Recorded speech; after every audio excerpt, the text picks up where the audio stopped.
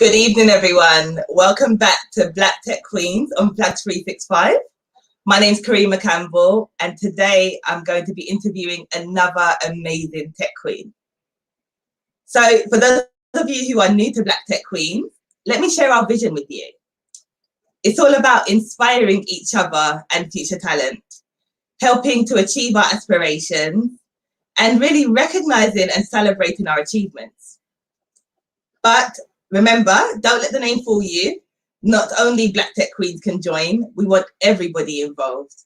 We really want to build out our community of allies too, because ultimately, the more that we can build this community, the further we can get together. So, you know what to do. Let's build this community, share the video, subscribe to the channel, follow us on our Instagram, Twitter, LinkedIn, and Facebook at Black Tech Queens. And we'll go from there. Okay. I see everybody trickling in, so welcome today, and thank you for joining us. Remember, if you're watching this on if you're watching this played back, don't worry at all. You can still interact with us by dropping comments as well. So let me give you a little rundown of April. It has been such a busy but also fulfilling month for us at Black Tech Queens. Not only because we had one of my favorite people join our special mid-month National Siblings Day show, which is still on our page. So obviously you can go back and take a look at that. But also because we've been able to connect with some really powerful and inspirational women. I did an interview with the Stellar Women podcast, all about launching Black Tech Queens. I'm preparing to MC at Relativity Fest London. So that's an annual conference designed to educate and connect the e-discovery and compliance communities. And that will be taking place on the 18th and 19th of May. And whilst there, I'll also be sitting on a panel talking all about allyship with three amazing people. So I'll be joined by Mary Victoris, the host and producer of Stellar Women, Samuel Clegg, the founder of the Stephen James Partnership, who run Black Interns Matter, an amazing program, and Harvinder Channa, who's been doing amazing work to get more women into technology at all stages in their lives. Black Tech Queens, we've got quite a few things going on as well. So we've got new t-shirts, which will be available on our Instagram over the weekend. And we're also working with female techtrepreneurs to sponsor 3 queens to attend their 8-week boot camp. So this boot camp takes place on Saturdays, so it shouldn't interfere with your schedule and your busy lives, but it will definitely give you an opportunity to focus on one of 3 tracks. So the first track is UX or UI, which you'll be finding out a lot about today from our guest speaker. The next one is data analytics with Python. And the other track is front-end web development. So there's definitely something for everybody. And feel free to check out our socials for more information on that. Drop us a line, and we definitely recommend you getting involved. And as mentioned, Black Tech Queens are sponsoring 3 people to attend. And the deadline is tomorrow. So make sure you get on that now and share with anyone who you think that will be of interest to as well. It's not all been great this month. We've seen some real devastation on the island of St. Vincent and the Grenadines. And it just really makes us realize how blessed we are and how lucky we are. But I must say, we've got a hell of a community. I'm so proud of all of the efforts that's being done on the ground by the Afro-Caribbean Superstore, but also here in the UK with barrels being packed and sent by the Nahima Charity Foundation. It's just really uplifting to see. So let's keep everybody in our prayers and just really help out where we can and how we can. So I'm really happy to be joined today by a UX specialist, the CTO and Head of Digital at the design and branding agency Axe37, an all-round digital enthusiast, and most importantly, a Black Tech Queen. I'd love to welcome today our special guest, Isoken Imusi-Ehue. Welcome to the show, Ice. Thanks for having me. Oh, do you mind if I call you Ice? Is that okay? Yeah. Ice is what everybody calls me, so sure. Perfect, cool.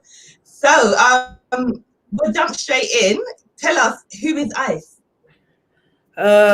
So I'm Nigerian, if you want to know, African, but I was born and raised in London.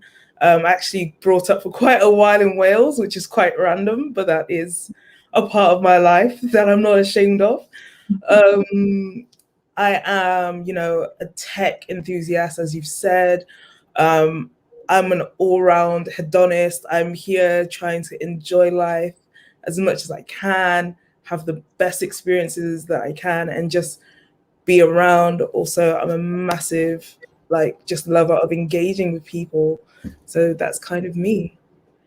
Cool. And so you said you spent quite a bit of time in Wales. What took you there? I actually grew up there from about 8 to about 17. Oh, Crazy wow. enough. Yeah. So I grew up in a place called Newport, if you know it. Ooh, Newport. Which is next to the capital, Cardiff. So yeah, I just grew up there. It was interesting being around a completely different set of people. So that's just me growing up. Would you go back there every now and then? I try not to. No, Wales is great. I honestly recommend it for anyone, but it's very quiet, peaceful sort of suburb. Lots of grass, lots of greenery. So if you do love nature, it's definitely a place to go. Cool. Yeah, I spent around a year near the North Wales border, and that was just a year was long enough for me. It was a disruptive system. So. I know that feeling exactly.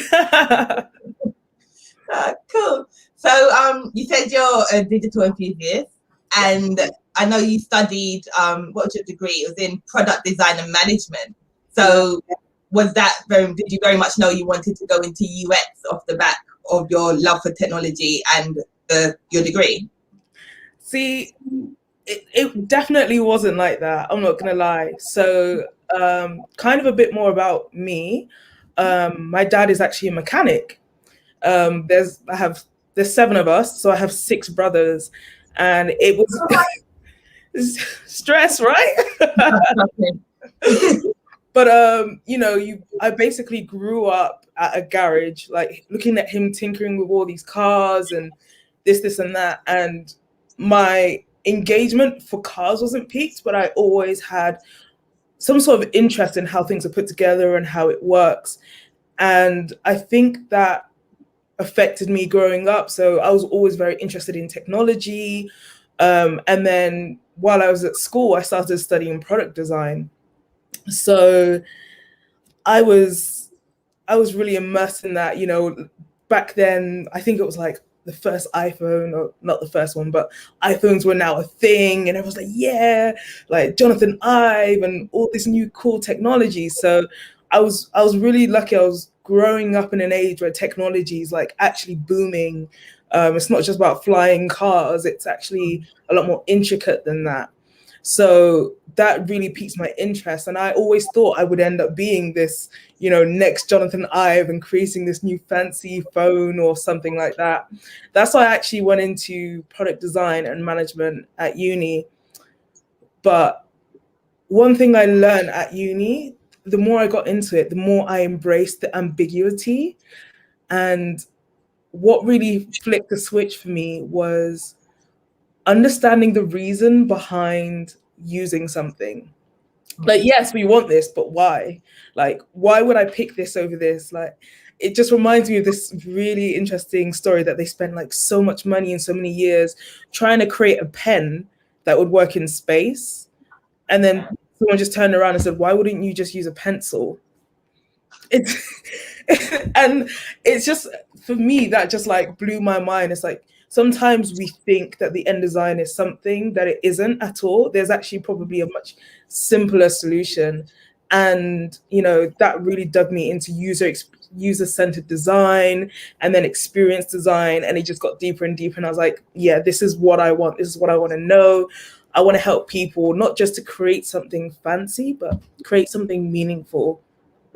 So I guess then, on your example that you just gave about the pen in space and using a pencil instead, do you find that there's a lot of times where something doesn't necessarily need to be created, instead you could just repurpose things? So much.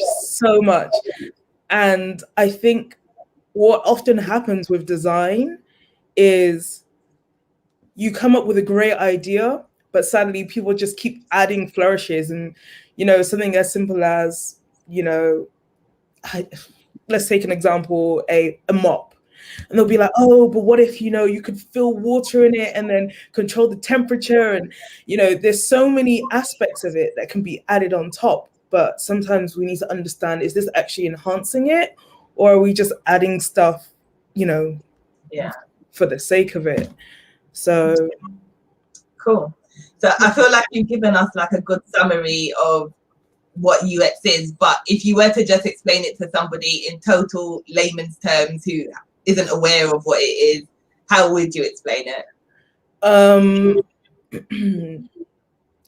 What user experience UX is, user experience design, is finding the best way for someone to do something in a really simple and easy way.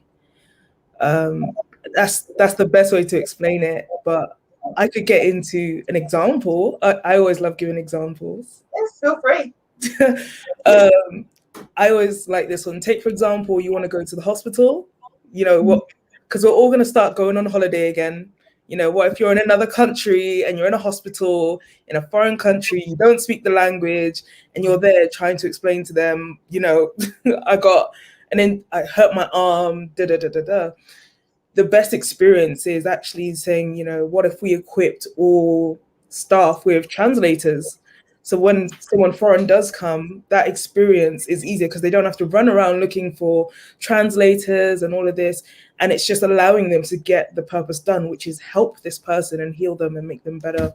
So that's an example. No, perfect. Cool.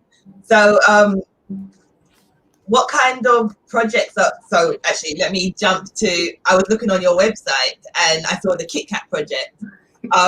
I still not quite understand it. So first of all, can you explain it to us? And then we can go from there. Yeah, sure. So at the start of my career, I worked not only user experience research, but then I started at this company called Fitch, which is a design agency, and they specialize in retail branding.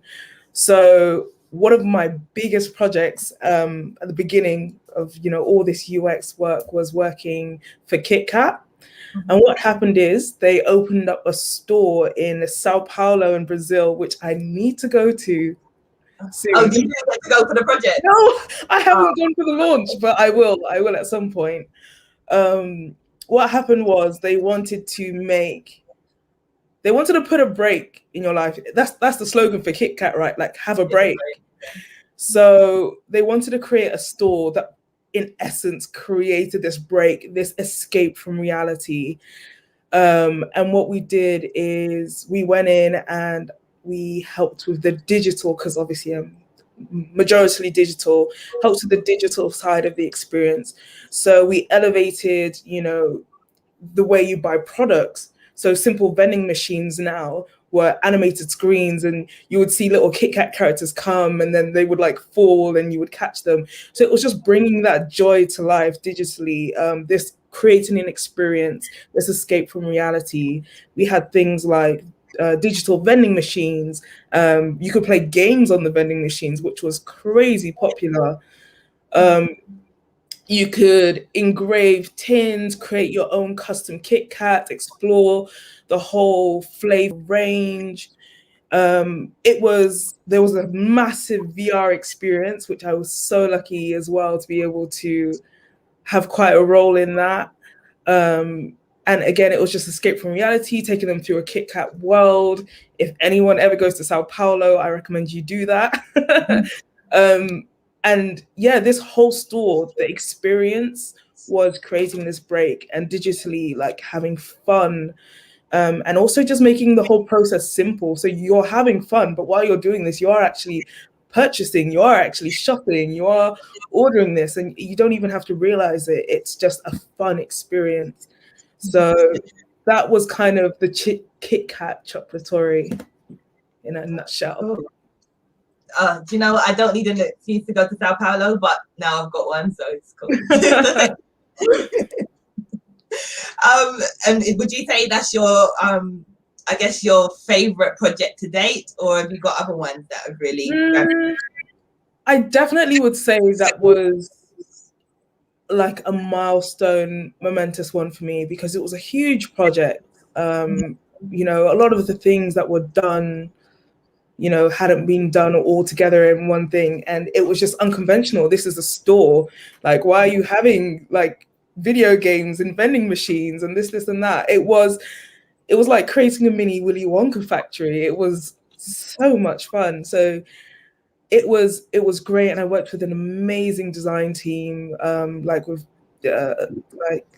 they just are mind blowing. It is a milestone, but there are other projects that I love. They weren't as fun, but they tackled issues that needed to be addressed, such as, you know, mental health, etc. So it was just a bit more about creating that, you know, accessibility that was nice. And then another one of my favorite projects, I can't say which company it was for, I'll just say a car brand. And it was, again, designing their physical store and also connecting that to their online. So just creating this essence of luxury, but it not only being online, but in store, and, you know, connecting this online to offline.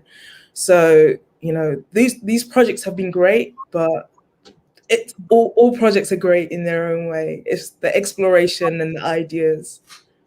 Oh, cool. It does sound really good. It sounds like you get a chance to work in all different industries ultimately. Yeah. So that is really good.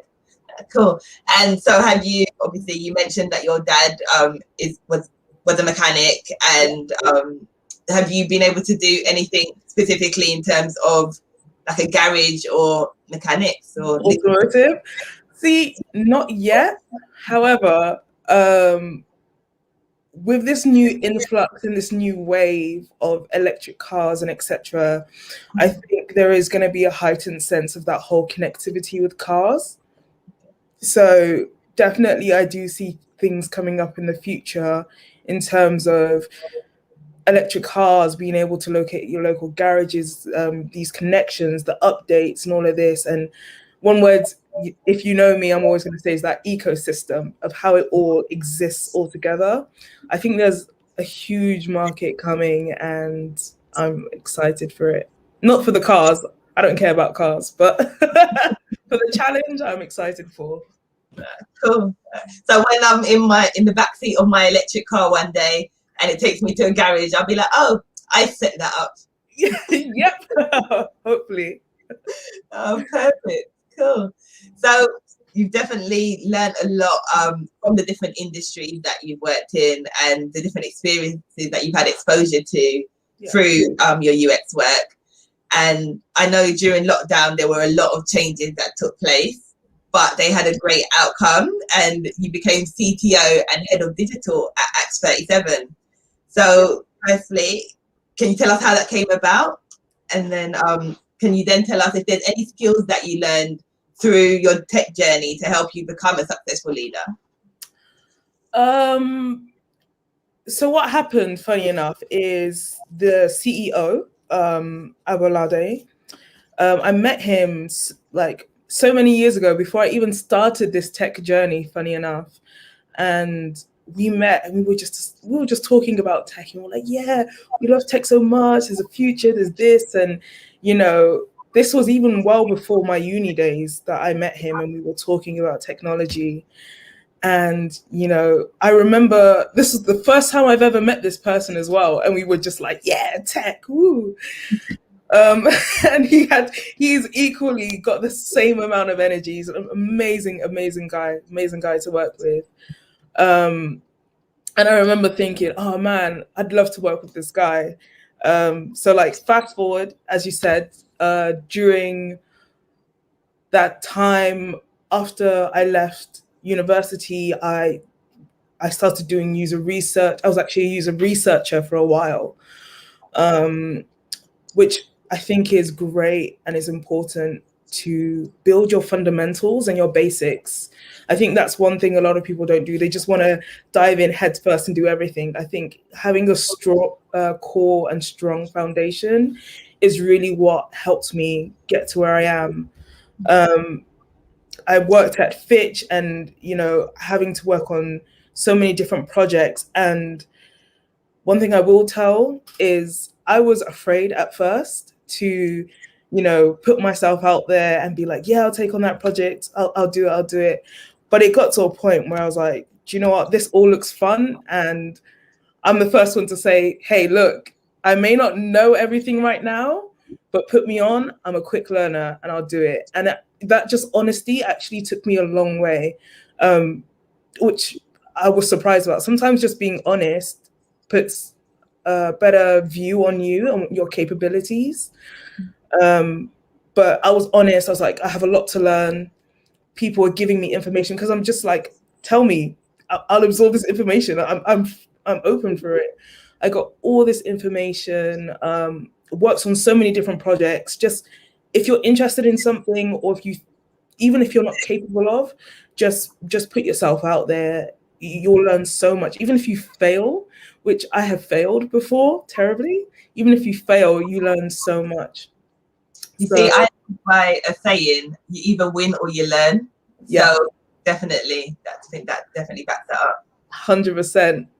So that was my experience at Fitch. And then, as you said, COVID hit, people were losing jobs left, right, and center. It was kind of a really difficult time for me and my family. And then at that point, I was like the only one working and just trying to hold this whole thing together. And then, sadly, I lost my role because of just mass redundancy in the company. And then we just a random phone call, funny enough, between a mutual friend, and like, oh yeah, you should reach back out to him. So, oh yeah, I spoke to him how many years ago? Sure. And we caught up, and he's like, oh, what are you doing now? And we were just discussing, and he was like, oh, because he thought I could take on a role. He was more UI based, take on a role that he had some connections to. And I was like, look, I'm actually more UX, I'm more strategy. UI is not my strong point, but let's keep up to date.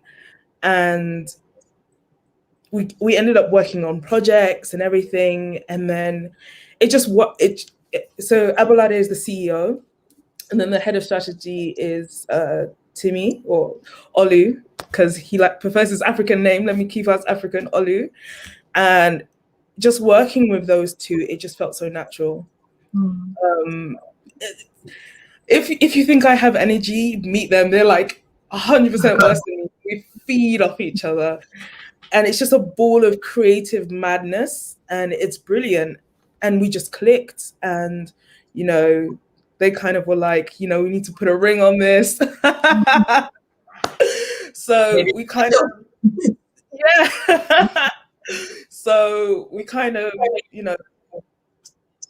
just, it happened. And then now I'm the CTO at Axe, and we worked on some amazing projects. And I never would have thought that this would have happened, but, it's just focusing on me and my skills, and then working with like-minded people that are driven and they're empowered and they have a passion for working. And actually, it's not just a monetary thing. It's that passion. It just works together as a team, and we just work amazing together. That is so good. And yeah. It's crazy what networking how many years ago has brought to now. So Exactly. You never know who you're gonna come back in touch with in the future. 100%, 100%. I think that's one thing that's always worked out in my favor, just never being. So surprisingly, I'm actually a massive introvert, which Really? yes, I am. No one ever believes this, but I'm an extroverted introvert. Like after this call, I'll probably be like, woo, my social battery is empty. But at that moment, I'm like, what's the worst that can happen? Like we can either not like each other and we go our separate ways, or, I could have met someone amazing and we still go our separate ways. So I push myself out of my comfort zone, and that's something I think everyone should apply to all aspects of their life, just pushing themselves out of their comfort zone. It just opens you up to so many more opportunities that you never would have even thought or considered were there. Is there a particular tactic that you would recommend to somebody who's not comfortable networking or things like that? Deep breath and jump.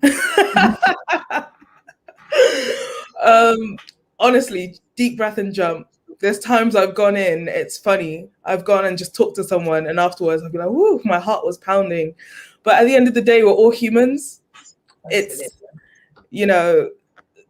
the worst they can do is say, I don't like you, or shout at you, and you just walk away. And that will very much almost never happen. Exactly. That would never, ever happen, especially in a professional setting. Mm-hmm. So just dive in. I think the problem with thinking so much about it and trying to input these tactics is that you just end up never doing it, or you procrastinate, or you actually end up holding back. Whereas a lot of the times it works in my favor, because I'll jump in and I'll be awkward, or I'll say something stupid and be like, whoops, I'm a bit clumsy, or bump into someone. And then we all laugh. The nervousness is out of your system. That's it. You've embarrassed yourself once. Nothing else can, go wrong from that point. Absolutely. Obviously, in this day and age right now where we're not networking in person, I was listening to a panel the other day, and the person recommended, she gave her story and was saying that she set herself a goal for, I think it was a good few months. Every morning, she'd email 5 people that she'd never met before, and she'd just add them on LinkedIn. And I think that very much links with what you're saying. What's the worst that they're going to do? Just not respond to you? Not respond. Yeah. So we spoke about Acts 37 and your role there and how that all started. And personally, I feel that that's a great achievement. But what would you say is your biggest achievement to date? Ooh. I think actually my achievement to date, I would say would be starting in this, tech industry. Sadly, there's not a lot of role models. Regardless of, the percentage of Black women, the percentage of Black people is very low. And then Black women on top of that is even harder. I remember when I actually first started applying for jobs, one company took me, and it was in after so many years, and it was in Spain. And I went to Spain, and I was the only Black person there. And I went to the Mobile World Congress for this company.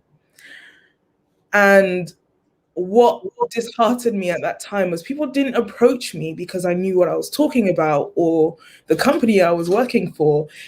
For them, it was interesting that, one, I was female. Yeah, female and Black.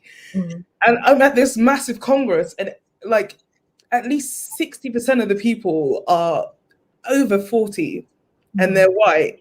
And it's just actually kind of sticking through that. There was one point that I actually really struggled, and I was like, is this really the right industry for me? I love it. It's always been a passion, but it just kind of, when you're in a place that's unfamiliar and you're surrounded by nothing that's relatable, sometimes you feel like you can't fit in. And that's one thing I love about Axe. We're multinational. Yes, me and Olu and Abo are Black, but we have in the team we have Polish people, Italian people, Asian people. It's just like it is like a massive just cluster of the world, and Axe is that open society and that melding of all brains. It's about your skill, and I think that's was awesome for me again for Axe. It's about your skill and about what you're bringing, not about who you are.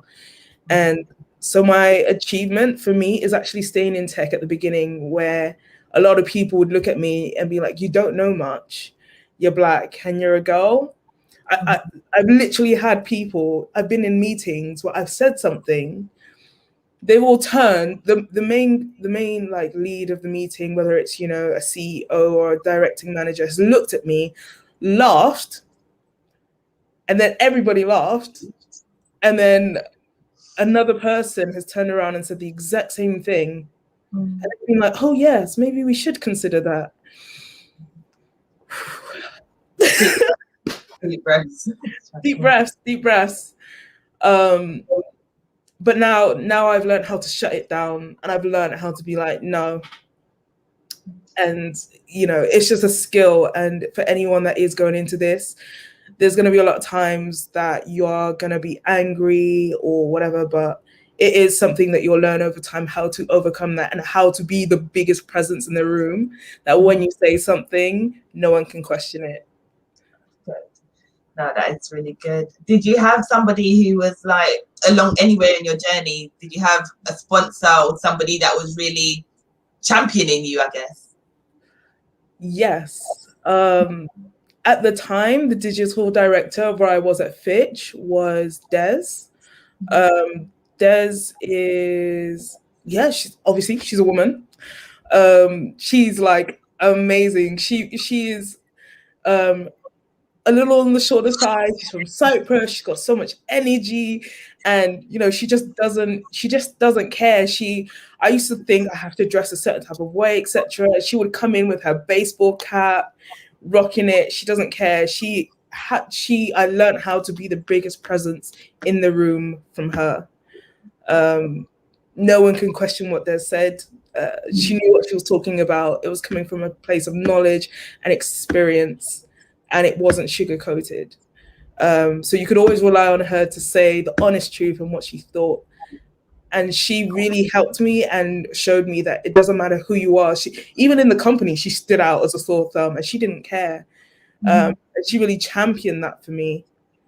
And yeah, and it was interesting to see that, because she may not be Black, and yes, she's a woman, but I feel like even if she was anything else, she would have also elevated me to the point where I was, because she was like, you've got valid points, speak up, your brain works, what you're thinking is right, don't let anyone second guess you. And yeah, she championed me. I think it's always important to have almost like an ally, whether they're inside work or outside, whether that's a mentor or anything. Like it's the way to go. Absolutely. I think where I really learned that was at my time at EY, is going through like the promotion processes and realizing you need people to be talking about you when you're not in the room and talking for you and just really bigging you up. And so I think that makes the struggles that we face and the challenges that we face a little bit easier, just knowing that we've got that support and being there for other people, like I guess paying it forward. When you've had that, then giving that back to the community. Yeah, 100%.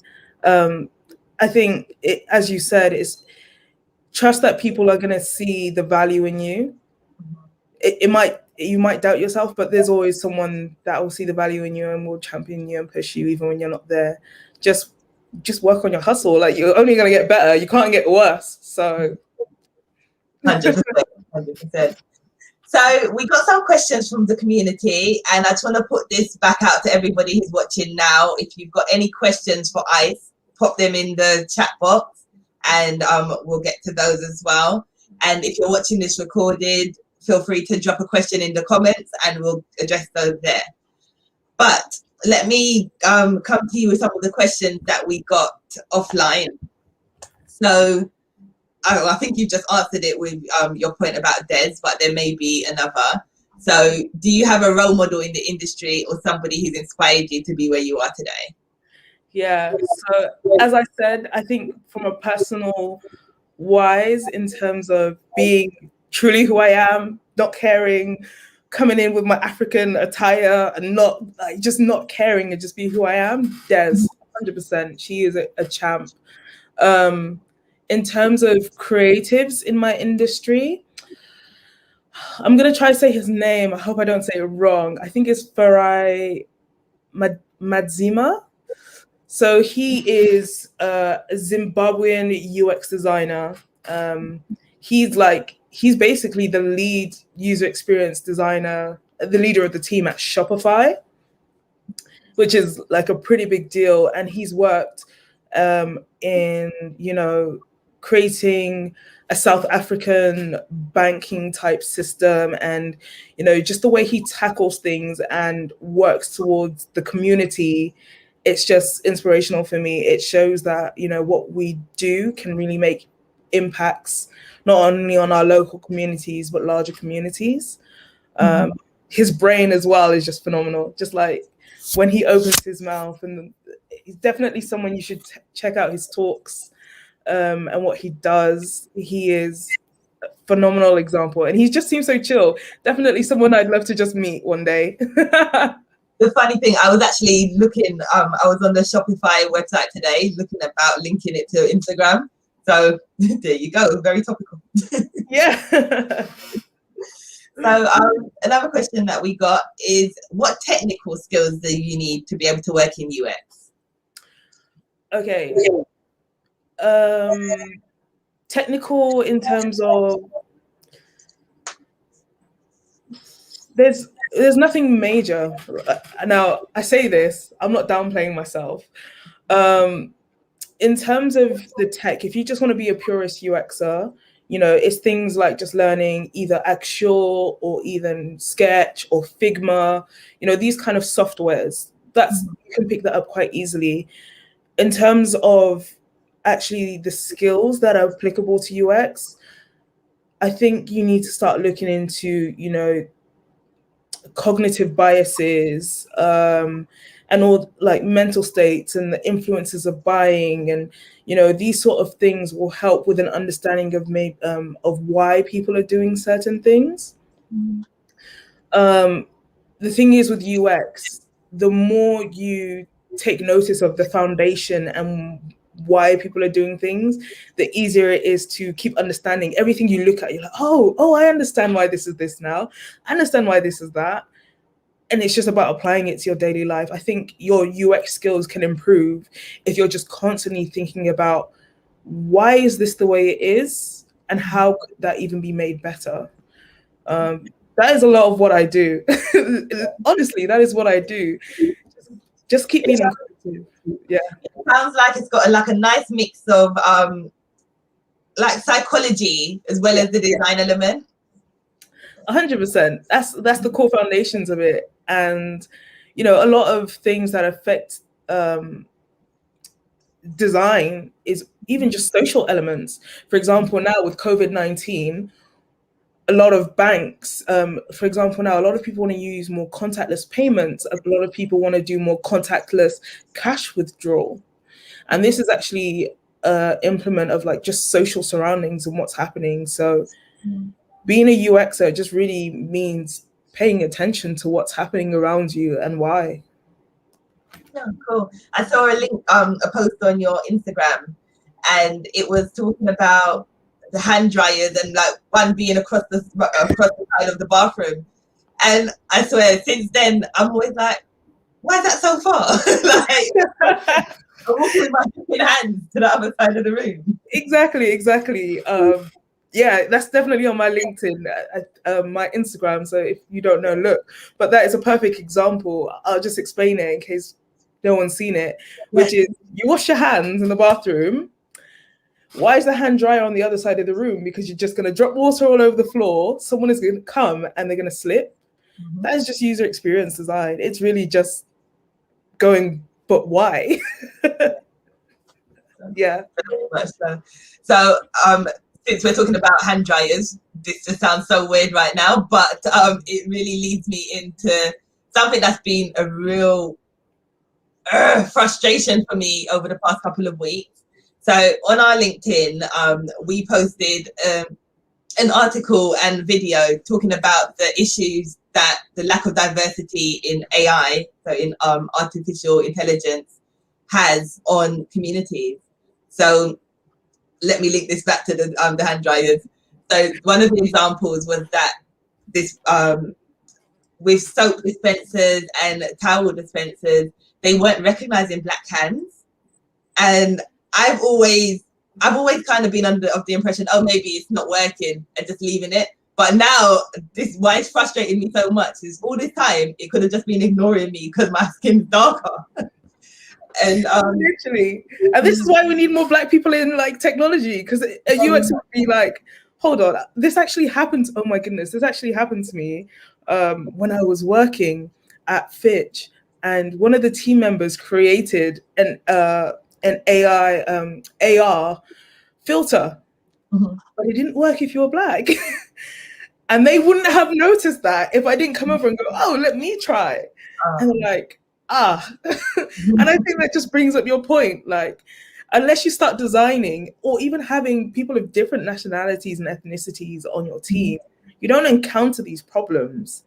And you're completely right in that fact that the problem is the people that probably created that hand dryer probably had no one Black on their team. And even if they didn't use the testing, they probably didn't use anybody Black either. Or if they did, and then it was just like, oh, it just never worked that time, end of. But and so where I was going with that was one of the questions that was sent from the community was about whether or not diversity, the lack of diversity, is a problem in the design industry. But I think you very much 100%. 100%. This is why I love Axe. I keep bringing this up, but we are a diverse team. So the reason why it's important to have diversity in a team is because you tackle so many different things. Just take the idea of race out of it. It covers accessibility. If you don't have to consider someone's race, okay, this person's Black, but it doesn't. What if someone had pigmentation issues with their skin? So they were, darker. They didn't necessarily have to be Black. And it just tackles accessibility in all. If you design for everyone, everything's covered. And we just need more. We need more Black designers and more agencies with Black creatives at higher levels, because then these things get considered, whereas they wouldn't even if you're there and you're more junior. Sadly, you can't go to the CEO, oi, you. Black. Yeah. Yeah, exactly. But massive issue. It's crazy. And then not only race, and then like mobility and everything. There's so much to think about. So much to think about. So much. And yeah, it's mobility. It's because the thing is, a lot of the time people think of accessibility or making things accessible just about physical conditions, such as this person is shorter, this person is pregnant, this person is shorter.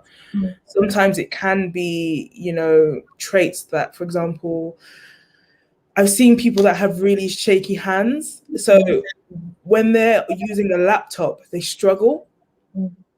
So they've designed things like motion sensors that are a lot less sensitive, etc., are better for them. You're considering people with illnesses or issues that aren't actually visible. So we need to design for everything: race, visibility, accessibility. Wow. So it sounds like there's so much opportunities out there, guys. Like, get involved in UX, get involved in design. And then we've got the female tech entrepreneurs thing, the boot camp coming up as well. And I'm not gonna lie, I'm kind of tempted to do the UX element now. You really sparked that interest in me, guys. Yeah, honestly, it's one of those things that once you start thinking about it, you will see a massive difference in everything you do. Everything. It doesn't affect just aspects online. It affects how you even approach things in real life situations. So yeah, do cool. it. Cool. This is the last call to everybody. If you've got any questions for Ice, please put them in. Otherwise, I'm gonna be moving on. And I'll give you a couple more minutes. So we'll continue talking. If there's any questions that come in, we'll come back to those, and then we will go from there. So, Ice, what's next for you? Woo. I don't know. I couldn't tell you. One thing that they call me at Axe is the runaway train. A train with no brakes. I have no idea the destination, but I get there and it's great. Like, we thank God. To be honest, I'm quite open. I'm a T-shaped individual. You know, as I said, I've done product design. I did a bit of, research. I'm even trying to dabble a bit more into UI. I think I definitely want to go into more experimental user experience things. So that might, so for example, take into account all this new people not wanting to go into stores, etc. How can I elevate that in digitally with user experience? Or even if they are there in person, it's things like being able to try on clothes virtually. And what's new? How can we get experimental? What is the future of this for everyone? And yeah, definitely trying to be a bit more experimental, a bit more out there. So any companies that are looking to be groundbreaking, they can, come our way.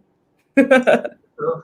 Do you hear that, guys? Make sure you spread that word. I want to be able to try and close virtually now. So you kind of need to work with Pretty Little Thing. You need to work with Pretty Little Thing. Get them to help me try on clothes virtually, so I'm not ordering 4 sizes of everything. Exactly. But the crazy thing is, we do have the technology in place for it. It's just, how do we do it? Because what happens is everyone waits for one person to do it and then they all copy. Yeah. We should have more Black entrepreneurs being the first.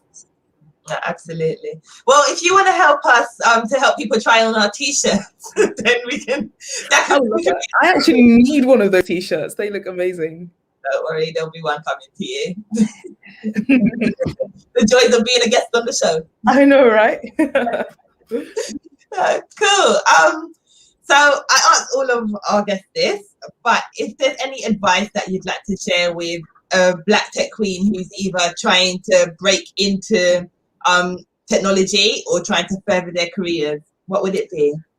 Definitely reach out to people. As we said earlier in the show, the worst thing they can do is say no. Just be open and put yourself out there. And there might be a few ups and downs that will make you question yourself, but you just have faith in what you're trying to achieve and have persistency, and you will get it. It's just math, simple maths. The more you do things, the more likely you are to succeed.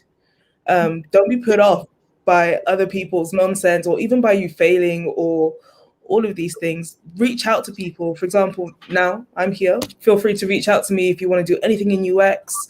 Look for mentors, go to events, meet people, and just be open. You might be surprised. You might end up doing something that you didn't even know was possible or around. Absolutely, that's perfect. And Ice's contact details, her Instagram and website are in the description on this YouTube. So all the information that you need is there. And as you mentioned, use the people who are around you. Really network, because look where it's got you to. So who would have thought? Yeah. So unfortunately, we're gonna have to wrap this up now, but it has been such a joy talking to you today, seriously. So thank you so much for being on the show. Thanks for having me. No problem. So everybody, remember to follow at Black Tech Queens on Instagram, Twitter, Facebook, and LinkedIn. Make sure that you like and subscribe to this channel, just to make sure that you're kept up to date with all of our latest videos and content. You can rewatch any of the videos that we've done so far, and this one, I feel like throughout this whole series so far, there's been some real gems shared. So it's definitely worth watching back and really taking things from it and taking action and setting goals like Marcia mentioned in our first video. And most importantly, let's make sure to always inspire, aspire, and achieve. Everyone. Bye. Bye.